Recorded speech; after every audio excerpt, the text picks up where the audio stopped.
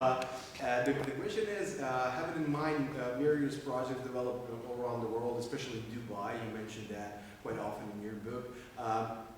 What is your stance regarding the potential crisis of current capitalism when it has to somehow absorb the migrants as a principal labor force regarding the construction of all those projects, and what is the role of that transnational working class in this whole story regarding the iconic architecture?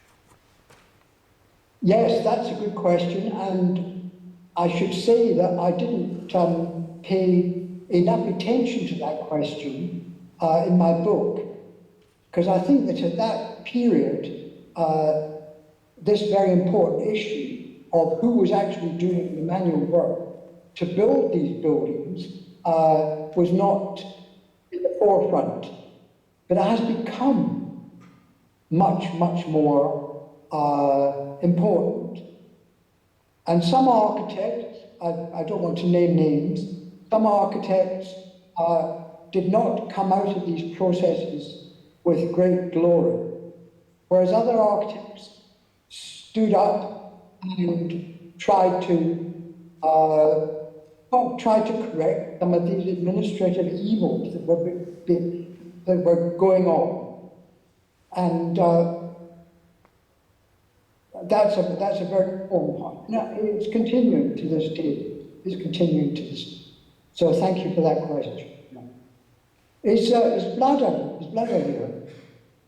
Where is Vlado? Oh, hello. Thank you for this answer. Proceed further. Oh, we have so many questions for you. You have to postpone your dinner, I'm sorry. So, let's see.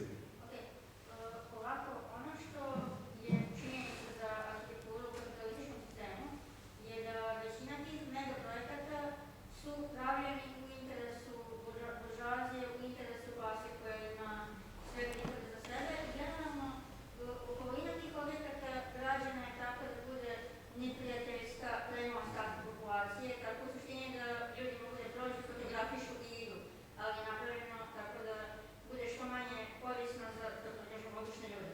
Sada moje pitanje je da li u svetu postoje situacije u kojima je tako neki mega projekat izgrađen i zatim je došlo do promene režima, pa je on više prilagođen nekoj javnoj upotrebi običnim građanima, da je stavljeno nekako nazad u ruke naroda. Okay. Wow. So this question actually relates to the usage and the let's say, counter process to potential segregation that revolves around the mega projects. So, as we all know, that many of mega projects are simply being built for rich people, mostly for the bourgeoisie. And do you know, and how do you actually relate to possibility of those mega projects to be turned for a wider, broader, popular use? Well, this is a very big problem, in the sense that most of these mega projects are built to increase the visibility of various cities around the world. They're built to attract investment in. Of course, when the investment comes in, a mega project starts going, this often is quite a disaster for the population, especially people living in poorer districts, because most global cities nowadays don't want to have poorer districts in housing and so on. They want to get rid of that and to replace it. But of course the problem is that where do the less rich members of the city go? So this is an ongoing problem. But as I said before, it's part, we have to look. Iconic architecture is part of a whole process of marketing cities. And I'm sure most of you know that there are world rankings of cities on various dimensions. And these sorts of buildings, a very good example are conference centers. And to most of the population in a city, conference centres are not an essential part of their life. There are very often obstructions to enjoying the city. That's why I also tried to develop a concept of the oppressive city, of where urban planning becomes oppressive to large numbers of the population. This is not true for every city, of course, but it's true in many cities. Thank you once again. So we have, I think, 3 more questions.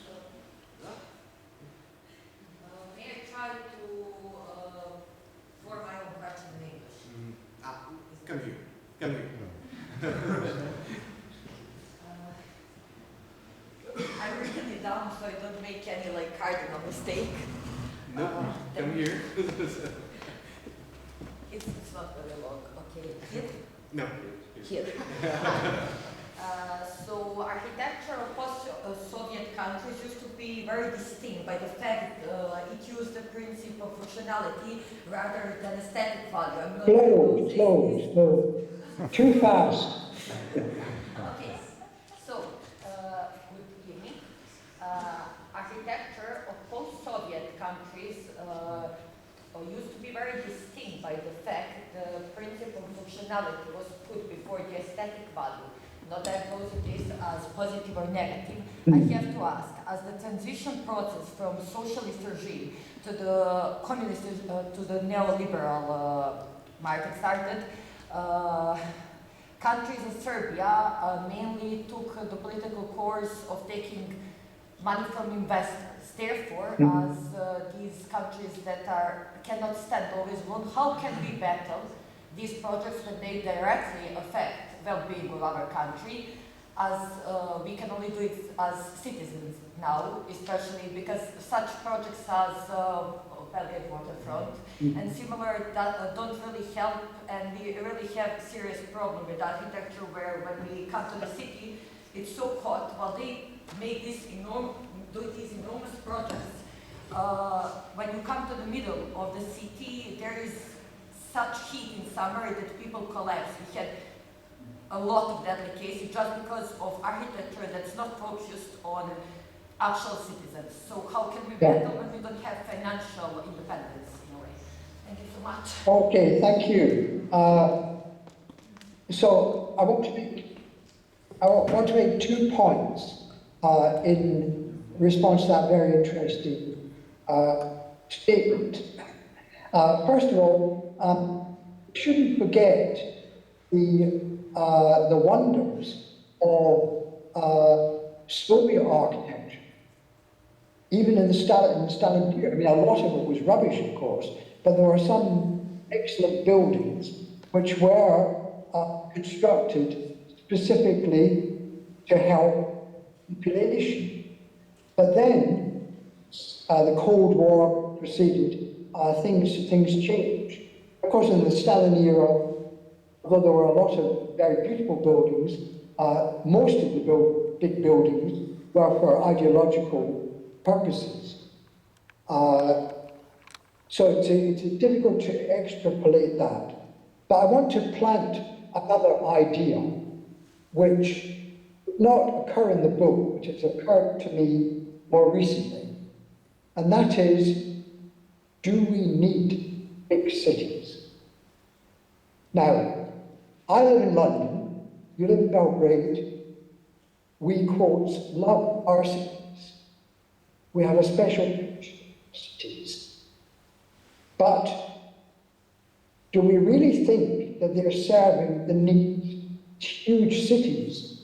Do we really think these are serving the needs of ordinary people? They're probably serving the needs of people, wealthier people. But for most people in cities, they seem to be less and less serving the needs of these cities. I mean, if you look around London, I can't speak for Belgrade, I can speak for London, Paris, and a few other cities, and some cities in the USA, the sorts of buildings you find tend not to be directed towards the needs of ordinary people. In London, my part of London, between the park and the subway station, which is about maybe a quarter of a mile, there are about 35 places by cappuccino. Now, it's strictly necessary in a city. So this began to make me think, is the huge mega city a good thing or a bad thing? To whose needs does it serve? And so I've begun to think along the lines that maybe big cities are no longer functional, and that we should start thinking about planning for small communities. Now, what do I mean by this? I mean maybe smaller communities which are more self-reliant. Now, I gave a talk in Barcelona, 10, 15 years ago, and I started to develop these ideas. And somebody stood up in the audience and said, "This is ridiculous. The next thing you'll say is growing our own food." And I said, yes, communities growing their own food. It's now very well documented that the global food system is highly dysfunctional in ecological terms, health terms, and so on. Shipping food thousands of miles across the globe, whose interest does that serve? So, one of my recent publications, if anybody's interested, is called Half-Baked, and it's about the idea of thinking unthinkable things, like withdrawing from the huge capitalist system, withdrawing from state, which in my view is dysfunctional and really responsible for a lot of what goes wrong in cities. Maybe we should start thinking about smaller settlements. Now, I'm not suggesting we go back to sort of feudal villages. What I'm suggesting is that we just take another look at the way in which cities developed and how they could be developed. And there was a bit of a history to this, the garden city movement all over the world, but the trend seems to be in the opposite direction. So all I can say is that it's very difficult to fall out of love of a big city if you have a nice house and have lots of money. And we should start thinking about people who don't have lots of money and lovely houses. We should start thinking about different forms of human settlement. So these are very speculative ideas, but if anyone has any comments on them, I'd be glad to hear them.